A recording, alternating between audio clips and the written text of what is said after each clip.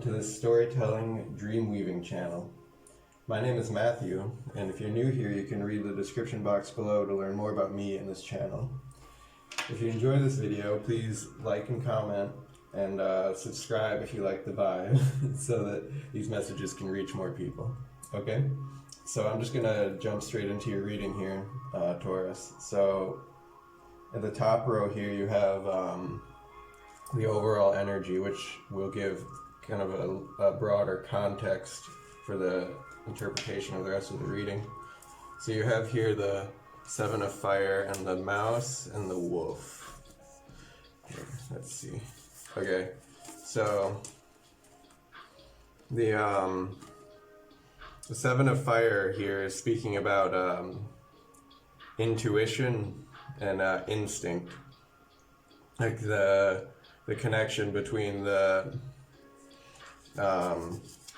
following your intuitive guidance and how that takes you on a journey of like natural wisdom and reconnecting with the body and Mother Nature and animal and plant spirits, and it's the whole mystical path intertwines with our most animalistic, like primal natures and the mystery that is embodied in that, and it's really embodied. And I'm seeing here though, so the point of this is that along your path that you learn to follow your instincts and trust your instincts and following your intuition that way.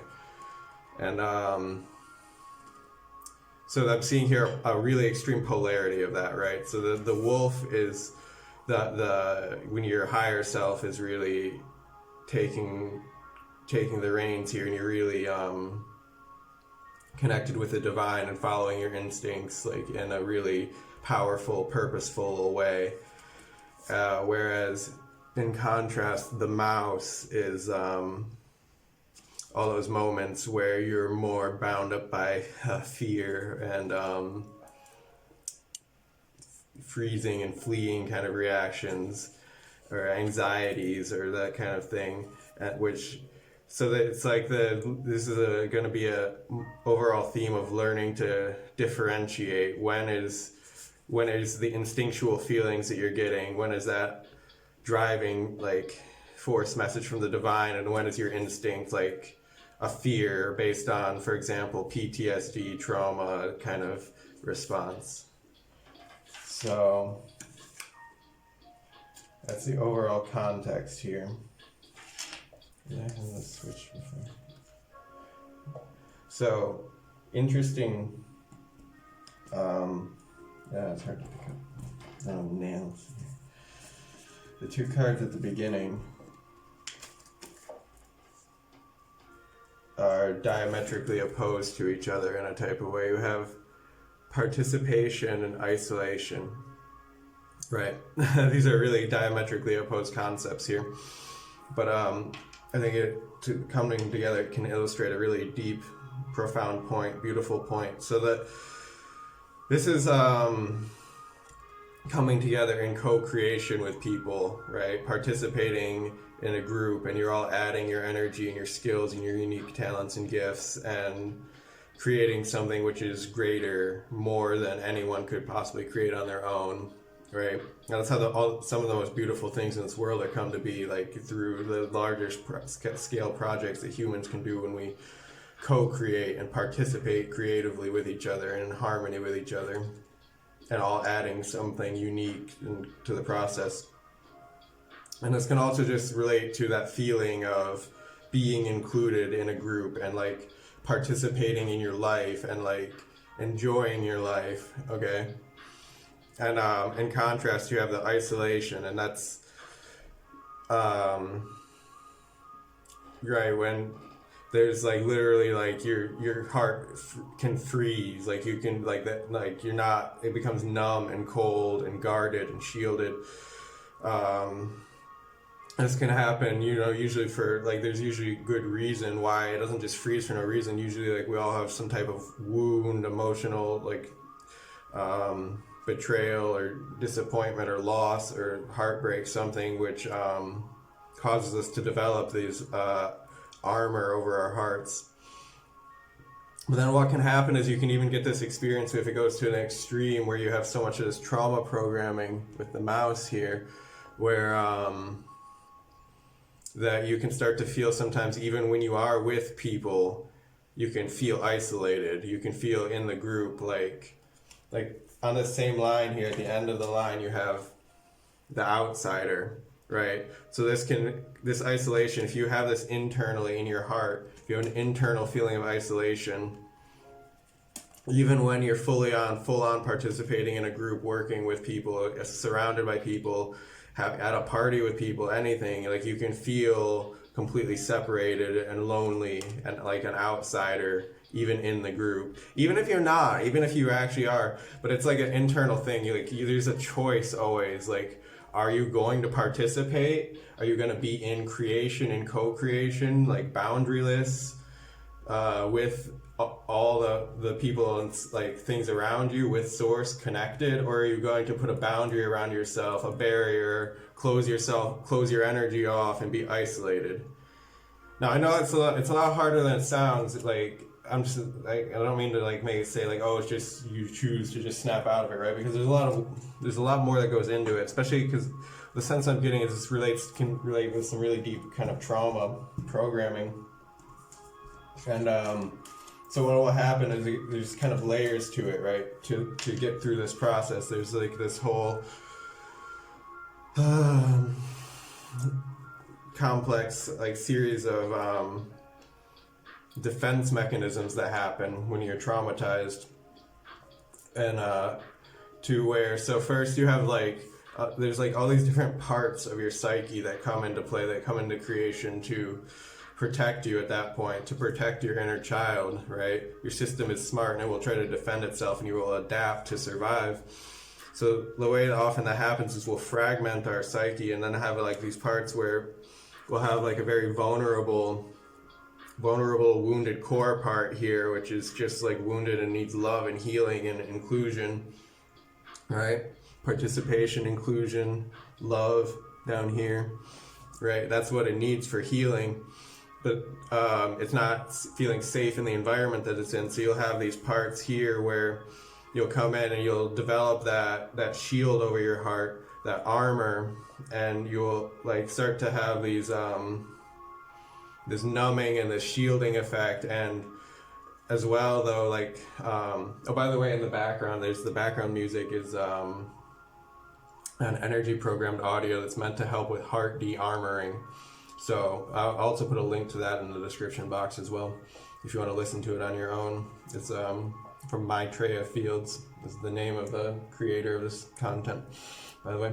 But so yeah, this armor also contains like all these trigger point buttons where, so you can easily get like triggered in social situations as well, and it brings out these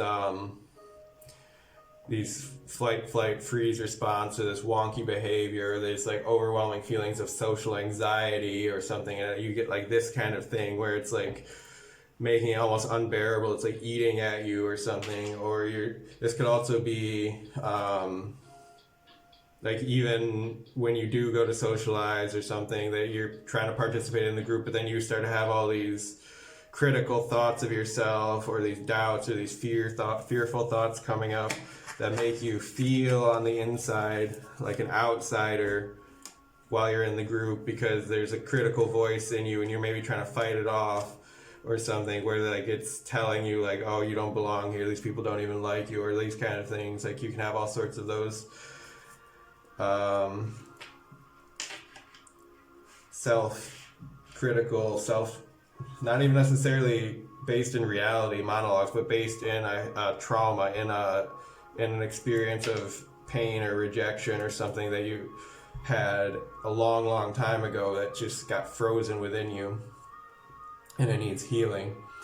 So the way through it, like, is to start to bring more conscious awareness to this and understand that all these parts in you are playing a purpose, and you can work through the trauma and rewire your reaction system, right? Because you can also feel bad to yourself, like you don't understand like why, like what is wrong with me, like that I'm having these wonky, like glitchy reactions in social situations. Shouldn't I just be able to do this? And you maybe not understanding what's going on, because there can be so many layers of complexity with this. It can be difficult, so you have to unravel it piece by piece and understand that each of these parts of you is valid, and I just need you to go in open-heartedly and give them love, right? And just acknowledge their existence.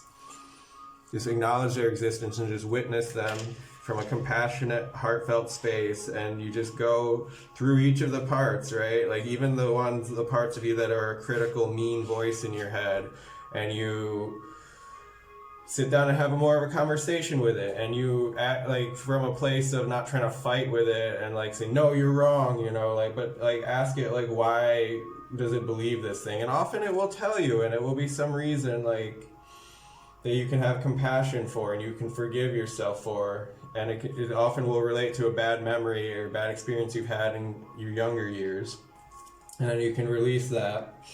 And you can look at the parts of you that are defensive, and you can see what it is that they're so afraid of happening now. And you can slowly start to take apart your own psychological defense mechanisms and your own things that are guarding you from being emotionally open and vulnerable with people.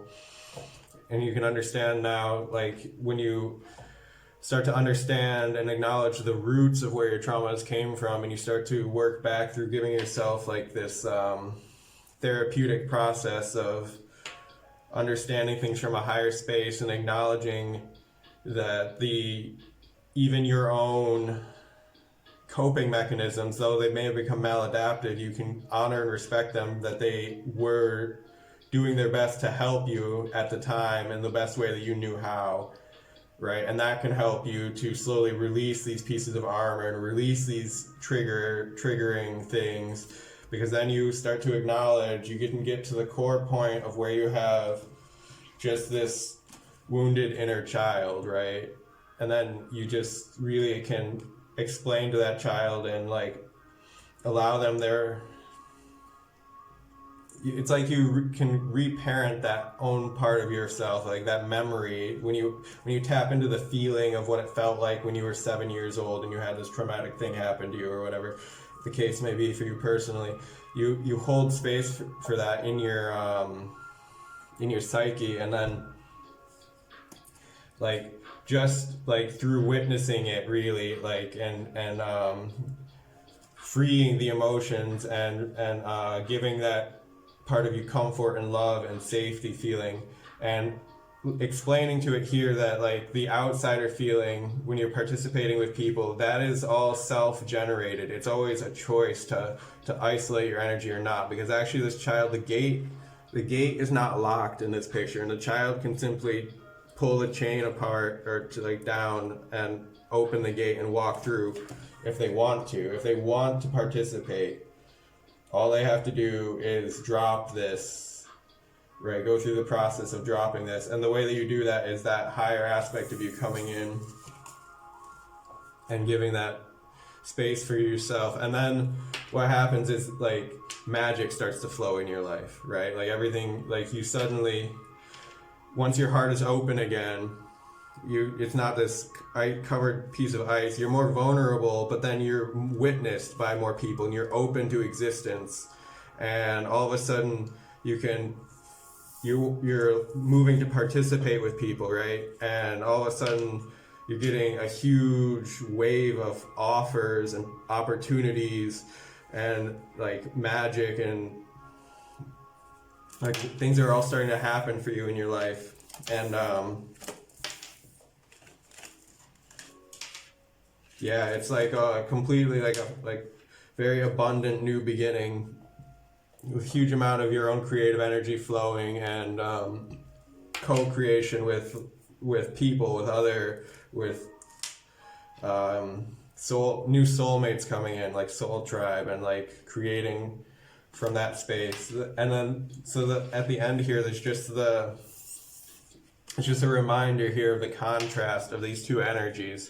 So like what you're learning here is like when you're operating from this space where you're following your instincts in it that are divine. They're leading you through this space of, sorry, putting this in the frame of the camera. So when you're following your divine instincts, it really leads you into this divine feminine, like absolute pure, like magic creativity, just flowing abundance, and you're sharing that with people. Because in the contrast, if you're in a fearful state and you're miserly, like if you're whatever that you're creating, like if you start to worry, like, oh, I have to cling on to this and keep it for yourself, it restricts that life force energy again. It's the same kind of energy as isolating yourself. It's based in the fear and the trauma. So you have to really like keep letting the energy flow in participation with other people. Because this is the same, can be the same woman, you know, like if she closes herself off, if she participates or if she isolates her energy. Like this is going to be the same outcome, you know? Or, I'm sorry, I don't think I explained that correctly, but like what I'm saying is this can be the outcome here. So participation or isolation, like does the life force flow in you or does it stagnate and does it wither? Are you sharing your gems and creativity with the community and like giving and receiving and like an exponentially growing type of flow, reciprocal flow, or are you just holding it back for yourself and staying, you know, out of fear, like out of safety, out of protection, to try and, like, you know what I mean, staying, not letting yourself be vulnerable. So that's what you have to do, and you have to just trust. So it's all coming back to instinct. So if the feeling is about safety, then you have to trust that you will be able to trust your instincts, and you do as a wolf, right? As something that is powerful and that can defend yourself, and that if need be, if your safety is threatened, then as the wolf energy, you can step into that and defend yourself, and also you'll have tribe members as well, like pack members as well to help, right? It's not going to only be you, and so you can just trust that and surrender, be more vulnerable more of the time so that you can find your soul tribe, so you can find your pack, and you can follow your intuition. All right? So I think that's all for now, and my homework assignment for you is to believe in yourself, believe in the impossible, and believe in miracles especially, and dream beyond your wildest dreams, and we can weave those dreams into reality together. So goodbye until next time.